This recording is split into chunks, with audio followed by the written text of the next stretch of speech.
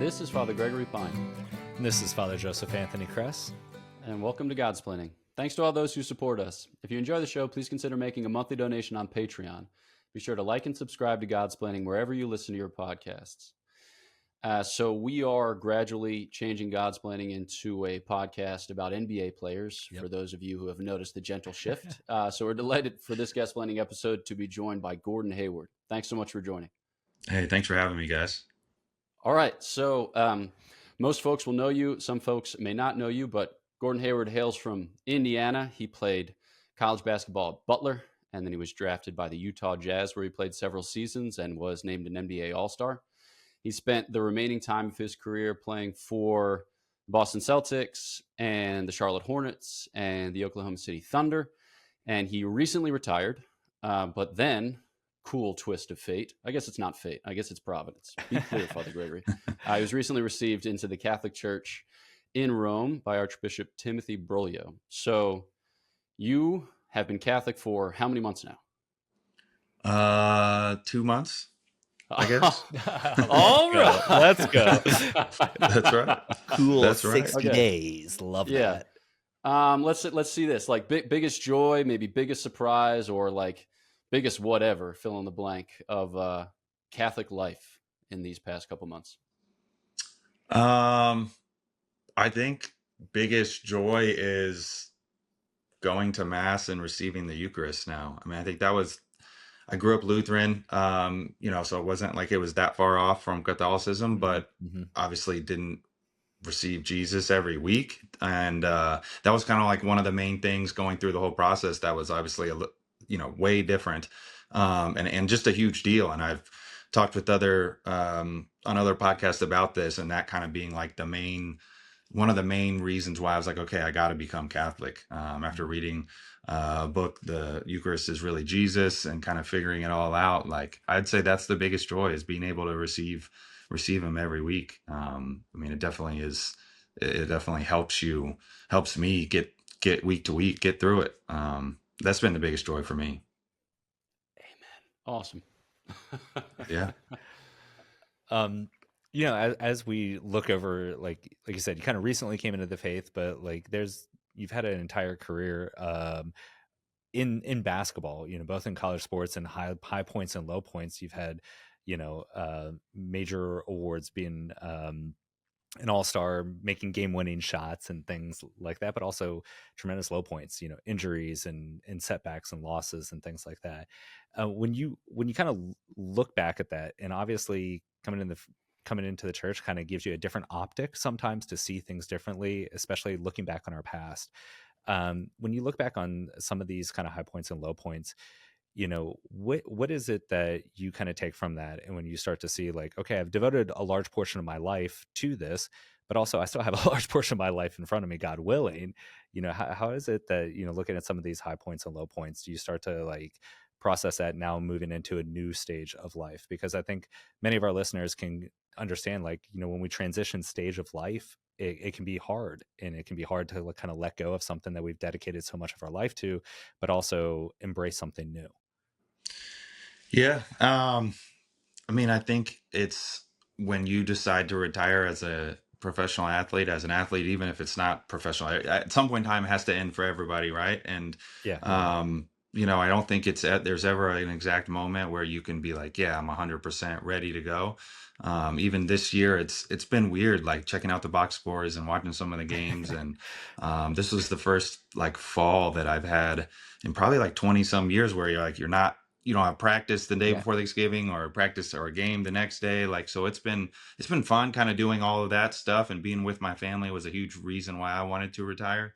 But I think thankfully, kind of like, I mean, we joked about it, but honestly, ending the chapter of my NBA career and starting this new chapter of the rest of my life, but also becoming Catholic, that really helped me, because it really made me think about what's really important. And, it's something that I truly felt like one of the reasons I was able to make it to the NBA was to be able to have a platform and show kids or people that you can, be in the NBA and be a professional athlete, but you can still be a man of faith and a man of God. And my parents are both 5'10".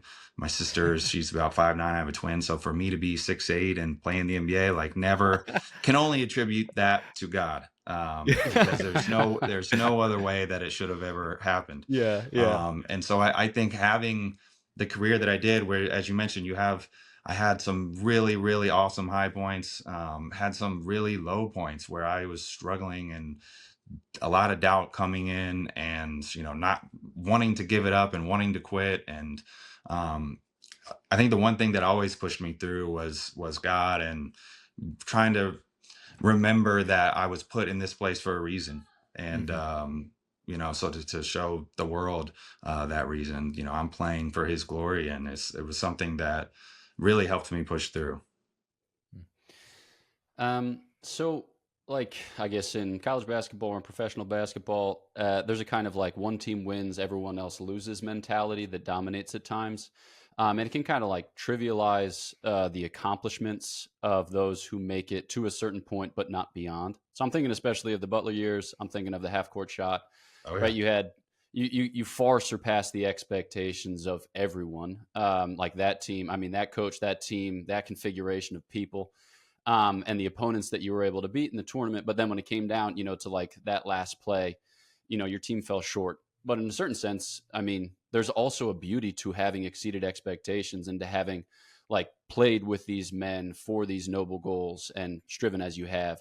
So I guess like people who tend to define their lives as either I do this thing for which I set out perfectly without any flaw, or it's a total catastrophe, total failure, and I'll never amount to anything in life. Like how is it that we can respond to the little successes or the kind of small advance, or how is it that we can come to make sense of our experience even though there are only like a few people out there who win championships? Yeah, that's a tough question. I mean, it is true. I mean, there's definitely, at the end of every NBA season, there's one winner and 29 losers. And I think certainly would have loved to hit that half court shot. There was actually a shot before the half court shot that I missed that would have been that one I actually thought had a chance, and that was like one of my favorite shots to shoot. But that didn't go in either. And I think it was, looking back, which I haven't really had a huge chance to look back, because I've just been on a constant whirlwind. You're always on to the next thing. But now that I'm retired, you like look back, and it was an amazing journey that we had. And there's nobody in America probably predicted we were going to get to the finals that year at the start of the season. And the relationships that were formed during that, the people, the fans. Butler's now in the Big East. We were in the Horizon League when I was back there. So there's so much good that came from that, even though we failed. And I don't think it's.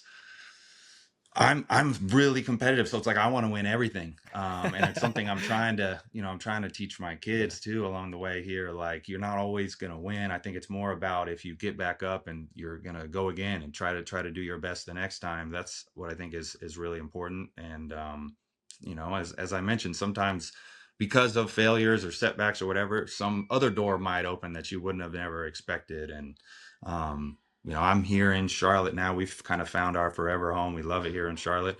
Probably partially due to the fact that I got hurt in Boston, and it didn't work out for me there. And so it's sometimes things work the way you wouldn't expect them to. And although I think you should try your best at everything you do and really try to win, it's important that you learn from the mistakes and try to keep moving forward, not just whether or not you won or you lost. So. In your experiences, playing basketball, it's a team sport, right? You have individual Yeah. skill sets, but you are a part of a team. And especially in the NBA, there's such an emphasis on making sure that the team has your franchise players, your stars, but also that it has a complete set. It has your role players and things like that. In being a part of a sport for such an extended period of time, where that's kind of part of the culture, and learning how to play your role and be a part of that team, which may be different than individual athletes like in golf or track and field or things like that.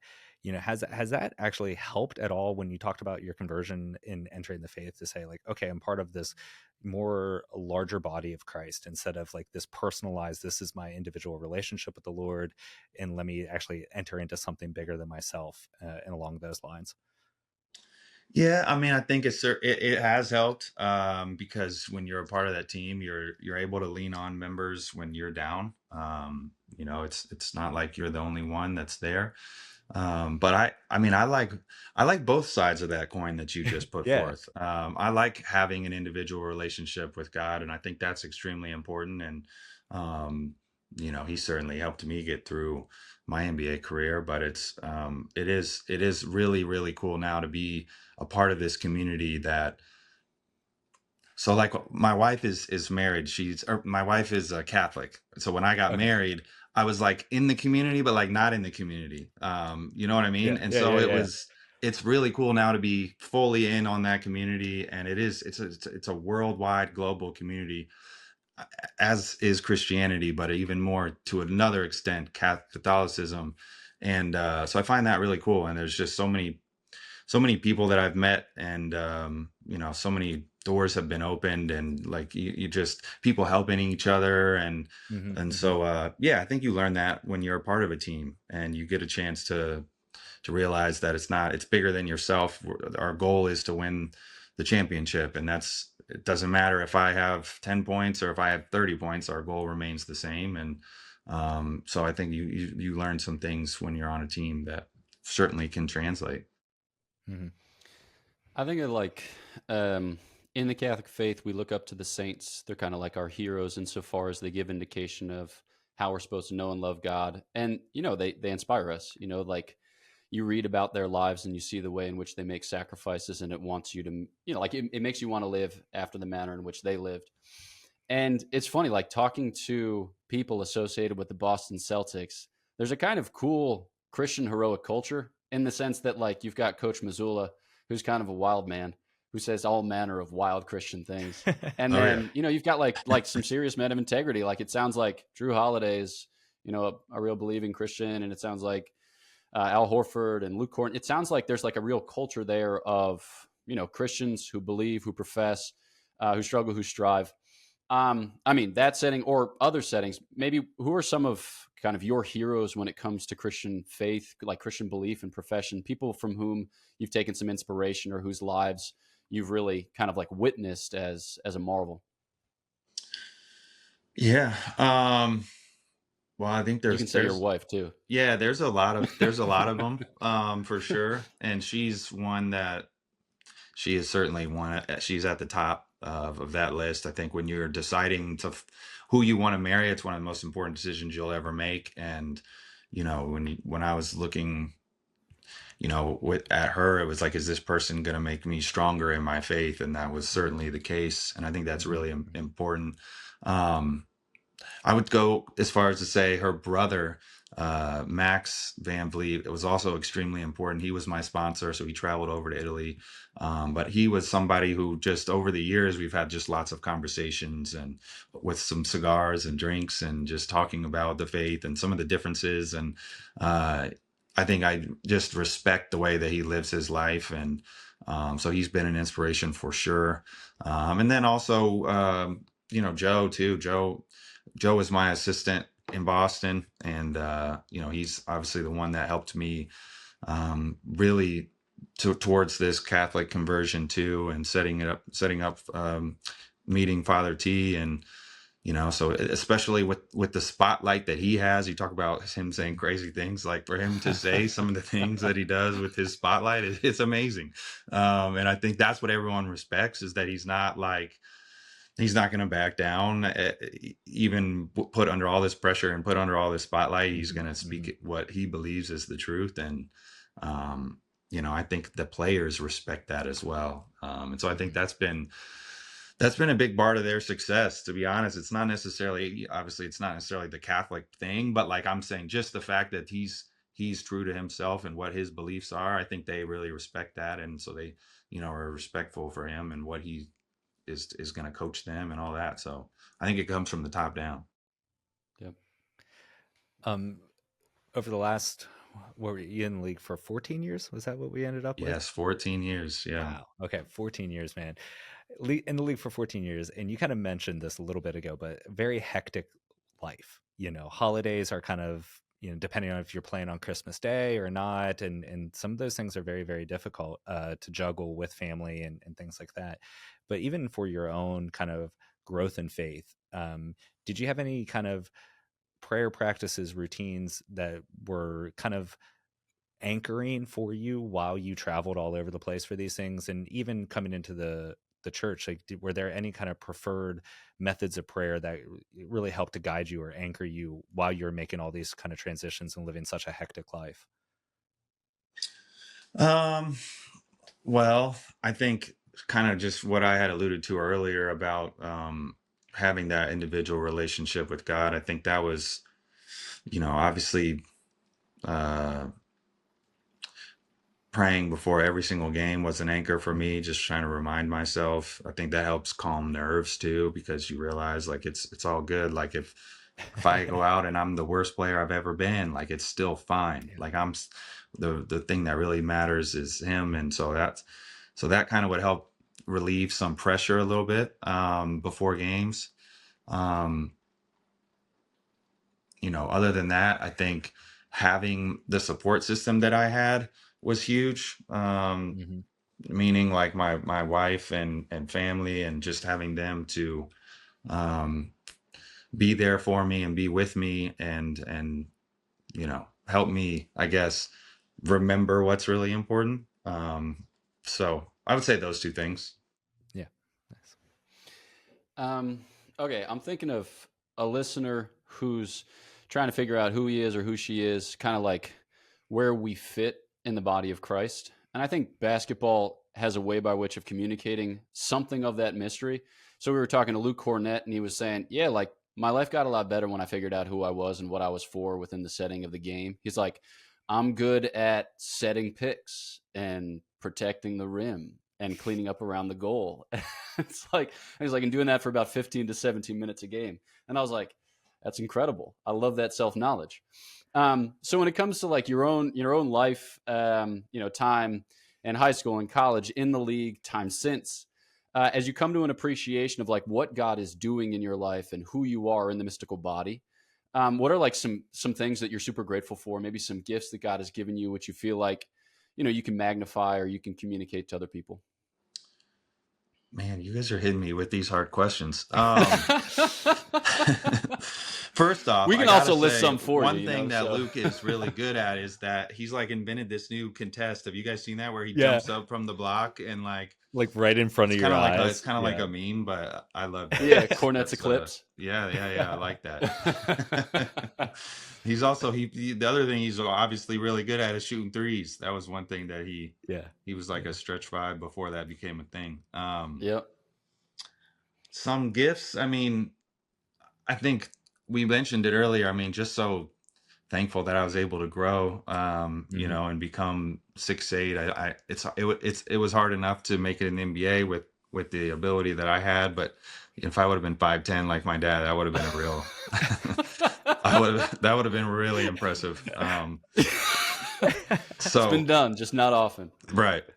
But I think, like I mentioned, I mean, I think just kind of having that platform, and then going through the stuff that I've went through and being able to talk to kids about it, and let them know that it's not always going to be 2 steps forward. It's not always going to go the way that you think it's going to go, and you're going to have to fight and persevere. And I think all those things is something that was part of my journey in the NBA, and it's something that I'll be able to speak on and help kids with as I'm now moving into retirement and kind of moving into a mentor coaching.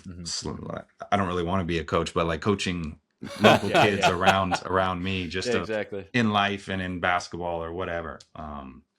You got to clarify that, or teams will start calling you. I know. No, I don't need that. Funnily enough, I've got my, I'm an assistant coach. I could coach my kids. I'm an assistant coach for my daughter's 4th grade basketball team. Yes. We just had our first game this weekend. We won. Yes. The score was 9-2. Yes. So it was a defensive battle. Um, but That's it's been so fun. It's good. been fun just hanging with the girls, and Yeah. so Um, if we're going to roll the tapes back a little bit, and not to kind of poke a bear or really emphasize something that I'm sure you've talked a lot about, but going back to the shot versus Duke at the national championship game, the reason why I want to go back to that is, that in many respects was a major letdown, right? You had the opportunity, and for many people, they could see that as a failure on a stage that was visible to many, many people. Um, and you weren't able to do what you intended to, and you maybe feel like you let other people down because of a certain failure or something that was on the biggest stage possible. Your dreams come crashing down. Who doesn't sit in the backyard launching that three and saying, counting yeah. down in their head time and time again? I did that way too many times in my own backyard. I'm over here thinking to myself, like, I'm starting to feel sad, and I I wasn't was expecting just you to about to come say on. you're making me sad right now. I know, yeah, that's what I'm here for. I just want to make sure that Bro, where's the turning point? I'm gonna cry. Here it is. But can you talk a little bit about like actually how you got through that? Because I work with a lot of college students, and sometimes when they hit a failure or maybe they don't do what they expect, they think it's catastrophic. Like, how will I ever recover? How will I get through this? I've never seen anybody get to the other side of whatever they're going through. And I think it can be helpful to say, like, listen, there was a way to process, there's a way to go through that, but there is somebody who made it through. So can you talk a little bit about like what that was like in the aftermath of that?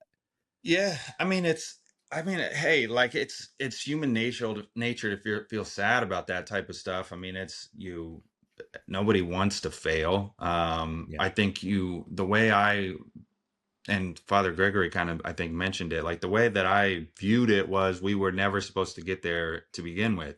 So the fact that I had an opportunity to even get that shot, and the fact that I took those two shots, because like I said, there was a shot before that too. I mean, that was a success. That was an unreal accomplishment for Butler University, for me personally. It set For me the on state of Indiana. for the state of Indiana. I mean, it set me on a path towards the NBA. And so did we fail as a team in winning the national title? Absolutely, we did. But it was something that I think there were so many things that we did that were considered success. And it kind of, for me also, whenever I would fail, even beyond that, in the NBA, if I missed a game winner or I had a bad game or whatever the case was, I tried to use that as like motivation. Like, I'm going to work as hard as I can now to get myself back in that position again. So then next time I'll give myself another opportunity to shoot that shot and make it. I think Michael Jordan famously said he's missed more game winners than anybody. So it's one of those things where he's failed so many times, but he always shot the next one with so much confidence, like he was going to make it. And so I think that's the way I looked at it. That's the way I think you got to look at it I think almost anybody that's successful in anything probably has failed at some point in time in their journey upward. And I think it's more about, like I said earlier, picking yourself up and using that as fuel and getting yourself another opportunity. I think you did. There was success to get to that point. You didn't convert, but you will next time. Okay, so thinking more like, just about your life. Your life is set before you, which is kind of wild and exciting. You entered the league in 2010. We entered the order in 2010. So Okay. there are many years that remain before we retire from Dominican life. As it turns out, there is no retiring from Dominican life. We're just gonna die. So. Yeah. But like, okay, so you get sent to wild places like Utah, total moonscape, Oklahoma City. I don't think most people know that there's an Oklahoma City until they saw it on a jersey. Right. Charlotte is a big burgeoning metropolis now, but its public transportation, as far as I can tell, is like one bus that goes from one side of town to the other side of town because it's growing way bigger than people ever thought it would. And then Boston. and Bostonians are widely known as the kindest people on the surface of the earth. Um, Are they? exactly. Yeah. Says a guy from Philadelphia, right? I Okay. know kind people when Oh I yeah, see there it kind is. people. There it is. Okay. Um, Okay. so you've been in some like kind of wild situations and adverse circumstances, but like, yeah, you just kind of go and you get sent and you bring the people that you love with you, like your wife, and you're talking about your daughters. Can you maybe just talk a little bit about adaptability, whether in your NBA career or in your life of faith? It's just like seasons come, seasons go, stuff changes, but you got to keep showing up. So what is that? I don't know. What have you learned or what does that look like for you? Yeah. Man, I think it's interesting to look to kind of think about all the places that we've been, because when you're in it, you just don't really realize it. You're kind of just Yeah. rolling with the punches. And that I'm thankful that my wife was always cool with that. She was going to Yeah. go wherever we were at and make it work, because when you start Mhm. having kids, and it's a lot. It's definitely a lot to figure out all the logistics and everything. To be honest, very blessed to play in the places that I've played. Utah, especially. I mean, I'm coming out of college when I'm 20 years old. I went to Butler, which was 20 minutes from my house. I'd never really gone away from, I mean, my mom was doing my laundry. Like I had no clue how to live on my own. Um, That's awesome. and so Oh, going that's to a good. place like Salt Lake, my dad stayed with me through the first Thanksgiving, which was great because he taught me so many things that I needed to know. Like when I was so spoiled growing up. I like silverware, paper towels, toilet paper, all that stuff's just there at your house, right? Like it's like it just appears. Like I would have never gone to buy that stuff, you know what I mean? And so it's like Oh, you that's gotta so learn good. how to do all this stuff.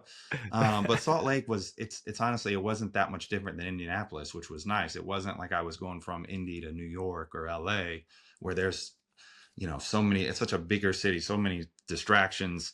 So it was nice to play there. The people there are super nice people. And then deciding to pick up, and I was there for 7 years, and really I tell people I kind of like grew up there, because I Yeah. I went from this 20-year-old boy to, when I left, I had 2 kids and I was married, and that had been my home for 7 years.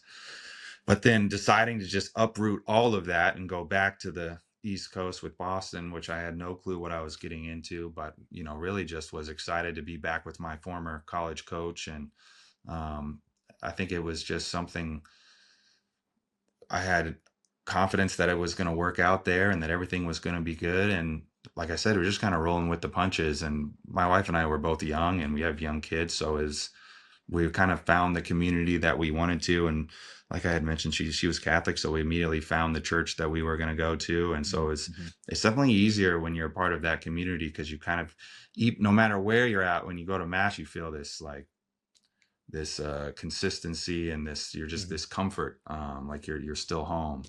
And I feel like that was really cool, even though back then I still wasn't Catholic, but Yeah. Yeah. Yeah. I felt like that was always cool and always helped us kind of get our bearings straight, so to say.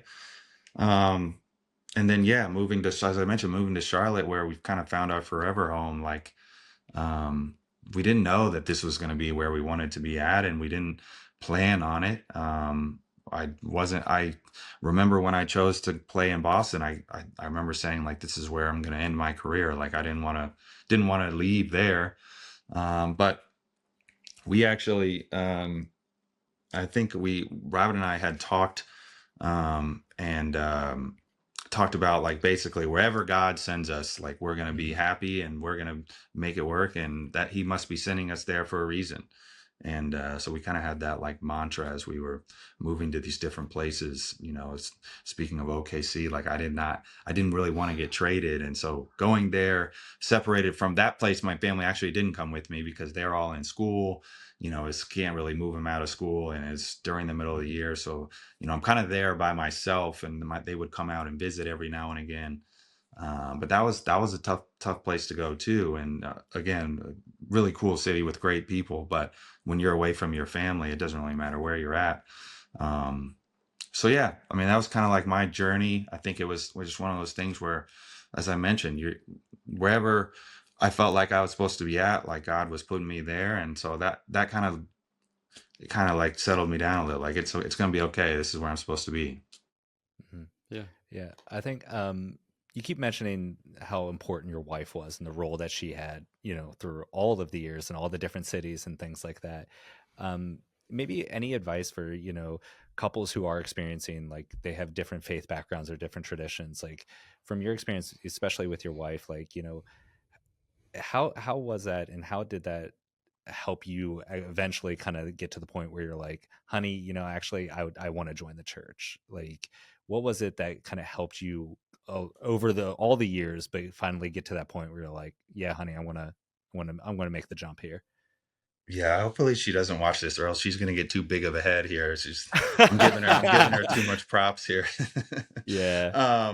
No, I mean, she was really important and impactful as far as that goes.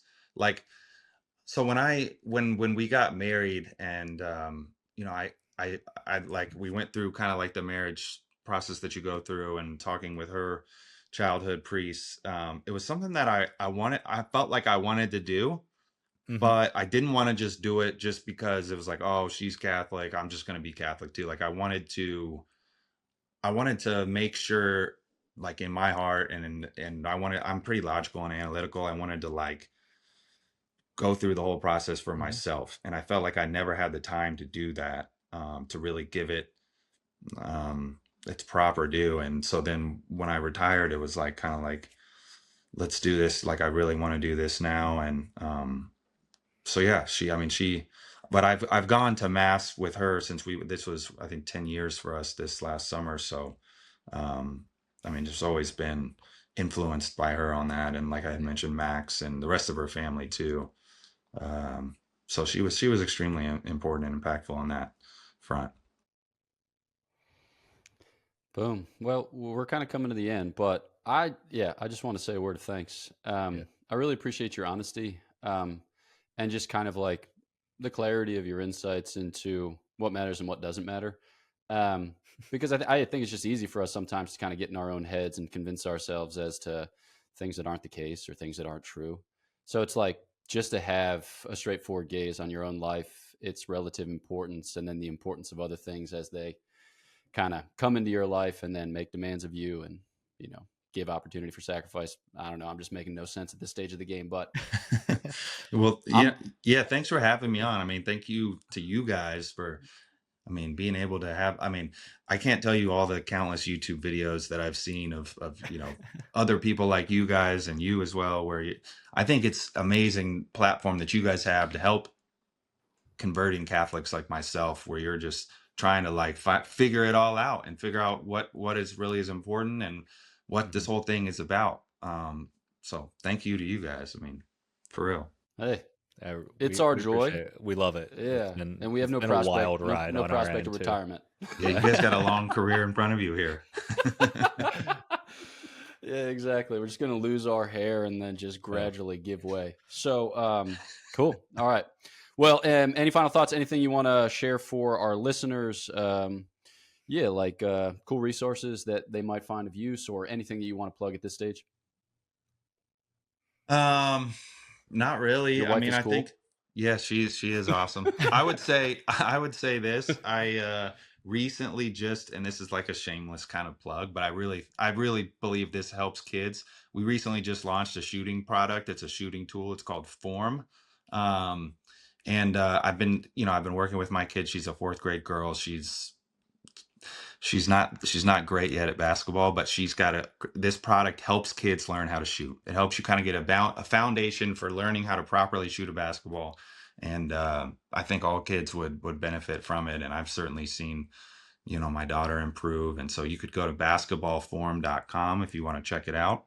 Um, so if you want to learn how to shoot, Yes. there you go. Let's Let's go. go, dude. Catholic squad up in a big way. So That's you're going to right. make serious inroads into the Catholic market. Everyone's going to be like, Let's go. There yes. we go. It's Christmas time. There we Let's go. go. Yeah. Here we go. Christmas presents for everyone. Great All right. Christmas present. It's a great Christmas present. Let's go. Nice. All right. Well, thanks again. And turning to you, the listener, thanks so much for tuning into this episode of Godsplaining. So if you'd like and subscribe, we'd be appreciative. And then you can follow us on socials. And then you can go to godsplaining.org for updates on future Godsplaining events, of which there are many. We actually have a men's retreat in Brevard, North Carolina, like 2.5 hours from you. So maybe we can meet you halfway and high five. There we go. Just Let's do kidding. it. Yeah, exactly. So know of our prayers for you. Please pray for us, and we'll look forward to chatting with you next time on Godsplaining.